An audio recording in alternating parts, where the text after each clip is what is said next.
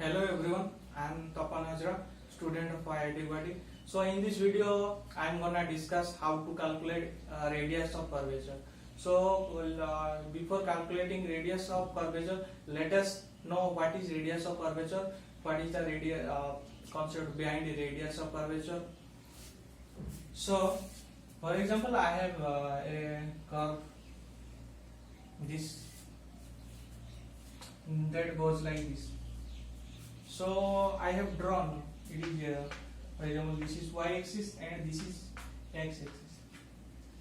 So this is not a regular figure, it is not a closed curve.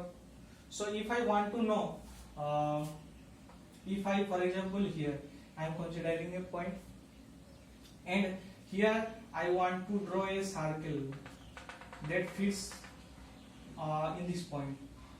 Want to draw a circle which fits in this point, then what will be the radius of this circle?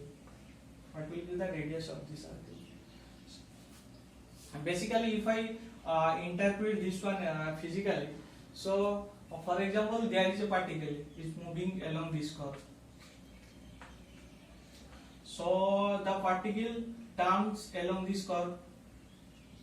So due to turning, the body for a particular instant, for example here to here, for example A to B, when particle is moving from point A to B, so the particle is provided with centrifugal or centripetal force, we will know later. So there will be a centripetal force from this center. So at that time I can calculate what will be the centripetal force, because the particle is turning.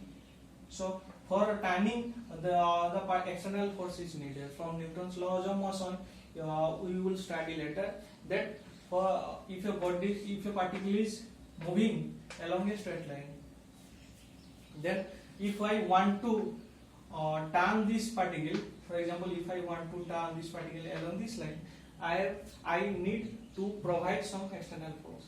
So similarly, if I redraw this curve again,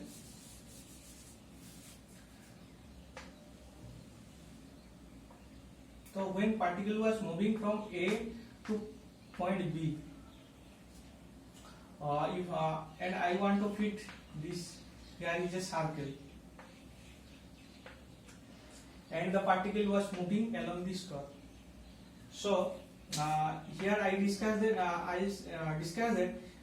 as long as particle is moving a straight line, I need to put some extra force. If I want to turn the particle, if the particle is going straight line and I want to bend the path of the particle, then I have to provide some additional force or external force. So here particle was going along this line, then after this point A, the particle turns along this line, then goes along this line. So from here to here, there must be some external force to bend the trajectory of the particle. So that force is coming from this center, this point. That force is called centripetal force. So I want to know what is the distance from this path to this center. What is the radius? That distance is called radius of curvature. So I want to locate where my radius of curvature, radius of center of the curvature is located. So how can I find? Let us see.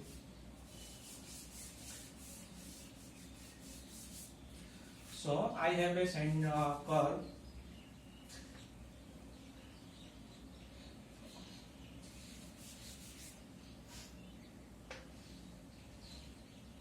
For example, this curve. I want to fit a circle here. Then this will be a center and from here to here, this point. So this is called radius of curvature. So from this point to this point is called radius of curvature. So R is, so this radius R is 1 plus y1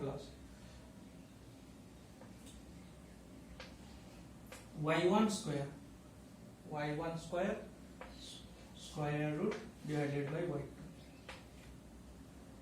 For example, this line, the equation of this line is y equal to f of x. Y equal to f of x. Then, what is y1? Y1 is dy by dx. This is y1. What is y2? Again, take the derivative of y1. So this will be y2 is dy1 by dx. And for example, this point, I am considering this point has a coordinate a and b. Then we have to find out what will be this one at point a and b, and what will be y2 at point a and b. Then I can calculate using this formula. I can find what will be the radius of curvature. Let us see with an example. For example, I have a parabola, upward parabola. I discussed how parabola was looking, how parabola looks like. For example, this is my parabola. This is my parabola, and I consider this as a y-axis, and I consider this axis as a x-axis. And equation of parabola is y is equal to x square. So this I consider that this curve is y is equal to x square. Then I want to know if particle is moving at this point, at the bottom of the curve, then what will be the radius of curvature? I can fit a circle here. I can fit a circle here. When it was moving at this point, the particle will be provided some centripetal force from this point. This point is the center of the centripetal force, from where centripetal force is provided. So I want to locate this point. So how can I calculate this? So this is our origin, x is equal to 0 and y is equal to 0. So how can I find? So y is equal to, I have y is equal to x square. Y is equal to x square. Then y1 I can calculate. So y1 is just first derivative of y. First derivative means I am taking derivative of y with respect to x one time. So this will be 2x. At x is equal to what? X is equal to 0, y is equal to 0. So this is 0, 0. This will be, if I put a value of x is equal to 0, then it will be 0. So I find that y1 is equal to 0. Let us find y2. So y2 will be dy1 by dx. What is dy1? dy1 is 2x. So d by dx of 2x. Then if I take derivative, then I will find that this is 2. And it is independent of x and y. So d1, then y2 will be 2. So I find that y1 is 0 and y2 is 2. Then let us put these values in radius of curvature formula. Our radius of curvature formula was 1 plus y1 square root by y2. Then what is y1? What was our y1? Y1 was 0. So I will simply write 1. And y2 is 2. So it is half unit. So I find that the center of this circle is located on the y-axis, at y equal to half. So this is located at half.